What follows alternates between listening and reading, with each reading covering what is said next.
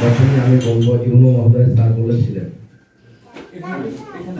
যে আমরা 1 মিনিট দাঁড়িয়ে নীরবতা পালন করেছি, কিন্তু আমাদের ইসলামের সংস্কৃতিতে 1 মিনিট নীরবতার মধ্যে কোনো ফায়দা নেই, কোনো ফজিলত নেই। যদিও স্যারের ভাষায় স্যারে ফাইন্ড আউট করেছেন, বুঝতে পেরেছেন। আমরা আশা করি আমরা যারা ইসলামী আছি আমাদের জায়গা থেকে আমরা অন্তত পক্ষে সূরা ফাতিহা পড়ব।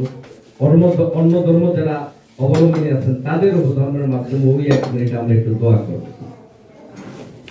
2 নম্বরে আমি উপজেলা নির্বাহী অফিসার মহোদয়ের কাছে নিয়ে কথা এসেছে, আপনি ডিসি মহোদয় স্যারের সাথে কথা বলে অন্তত পক্ষে বিশেষ করে 4টি রাজনৈতিক দল বিএনপি, বাংলাদেশ জামাত ইসলামী, জাসদ এবং ইসলামী আন্দোলন ওনাদের কাছে চিঠি ইস্যু করে যে একটা তালিকা আইডেন্টিফাই করে আপনার কাছে দেওয়া হয়, যদি কোনো নাম ডাবলও আসে দলগতভাবে সেখানে আপনার মাধ্যমে এদের তালিকাটা যাচাই করে সংরক্ষণ করা হয়, উপজেলায় রাখা হয়।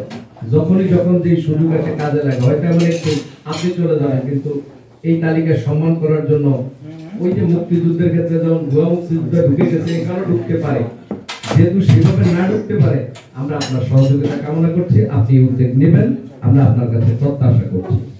খেয়াল রাখবেন, আব্দুল আহাদ পারাবি আমার মাদ্রাসারই ছাত্র ছিল এবং আমার মাধ্যমে চোখের যে চিকিৎসা, বিশেষ করে ইসমাইল হোসেন বিপ্লব ভাইয়ের সহযোগিতায় আমরা যতটুকু চেষ্টা করেছি, কিন্তু আসলে তার পারিবারিক ভাবেও যথেষ্ট দুর্বল। কিন্তু হয়তো আমরা হাসপাতালে চিকিৎসার বিষয়টা, ডাক্তারের বিষয়টা না বহন করেছি, কিন্তু এর পাশে আসা যাওয়া, থাকা খাওয়া অনেক হয়েছে, তার এরপর ভবিষ্যতে লাগবে।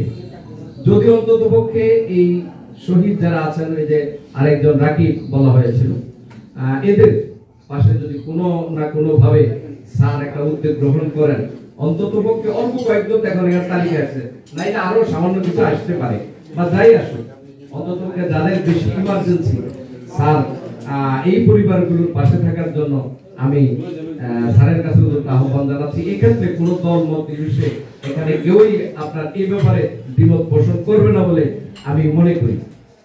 পরিশেষে আসুন, এই নতুন বাংলাদেশ গড়ার পিছনে যাদের অবদান আছে, আসলে ফারাবি অত্যন্ত চমৎকার কথা বলেছে। আমরা আপনাদের কাছে কিছু চাই না, আমাদেরকে একটু সম্মানের জায়গায় ভালো কথা দিয়ে, ভালো ব্যবহার দিয়ে আমাদেরকে পাশে রাখেন।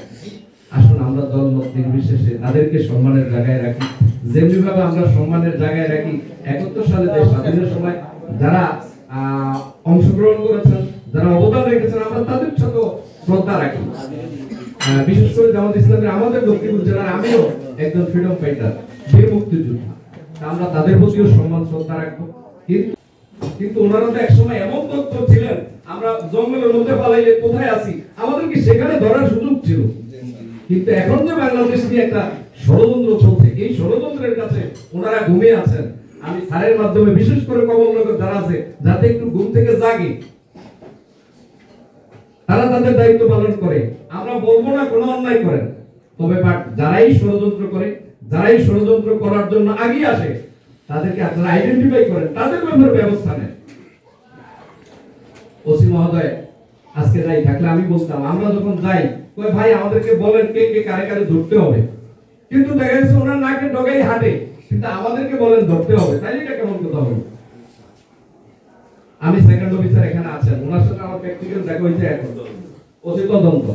আমরা সকলে মিলে নতুন বাংলাদেশ গড়ার ক্ষেত্রে যারা ভূমিকা রেখেছে, আমরাও আমাদের জায়গা থেকে আমরা নতুন বাংলাদেশ গড়ার ক্ষেত্রে আমরা যে সমস্ত আমরা যে জায়গায় আছি ওই জায়গা থেকে সহযোগিতার উদ্যোক্তা আহ্বান জানাচ্ছি। বিশেষ করে যারা শহীদ হয়েছেন, আল্লাহ যাতে ওই শহীদদেরকে সর্বোচ্চ মাকাম জান্নাত দান করেন, সকলে বলুন আমিন।